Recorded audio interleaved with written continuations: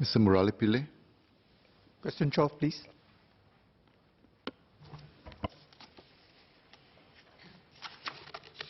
Mr. Speaker, the casino-related crime situation in Singapore is under control and has continued to improve since the casinos commenced operations.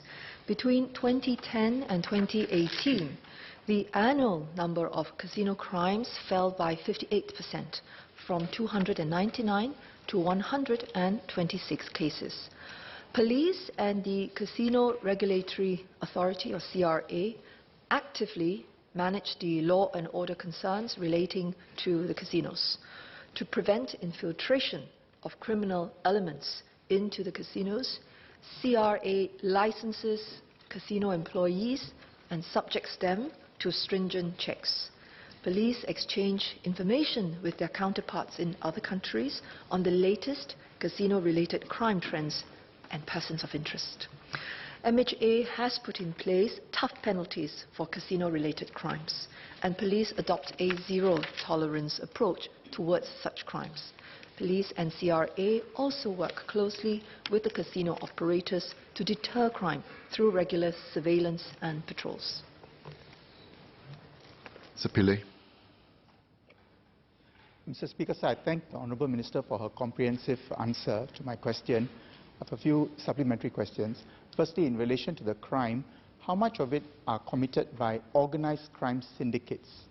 And secondly, given that the casino businesses are doing relatively well, would she accept that casino businesses will continue to be targets for organised crime syndicates, and what we can do to deter these syndicates, particularly the foreign crime syndicates, from coming over to Singapore and snaring Singaporeans as well? Thank you. Mr. Speaker, I appreciate the member's concern, and he has a particular worry that organized crimes, especially by foreign syndicates, will enter Singapore through casinos. If we look at the pattern of all the offences, the cases that I talked about, the vast majority of crimes committed in the casinos are mostly opportunistic and petty in nature, and actually the number that relate to organized crime groups, very few. Among all the offences, theft and cheating account for the most. And for the theft-related cases, they mostly involve theft of gambling chips belonging to other patrons at the game tables. So this is not quite the behavior of organized crime syndicates. Other common scenarios include theft of cash, valuables, unattended bags and wallets from patrons. So there is a pattern, and this type of theft offences are not representative of organized crime. Then the cheating-related cases, they usually involve the past posting of bets. In other words, the outcome of the game is revealed, and some of the patrons decide to try their luck. In case the croupier was not paying attention, perhaps they would put it on a location we would suggest that they won, but in fact they did not. Now, so such cases also are one of the more common ones.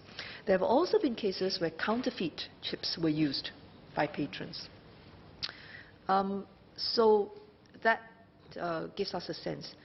Since 2010, so ever since we started the tracking, when the operations commenced, there have been fewer than 20 in total that are traced to syndicates. And if you look at the amounts of money involved, they were between 14,000 to 1.3 million. But the members' concerns are very well noted. We will continue to keep a close eye. In this instance, the operators obviously have an interest. They have fiduciary interests, and so they are minded to work with the police to stamp out the possible infiltration of organized crime.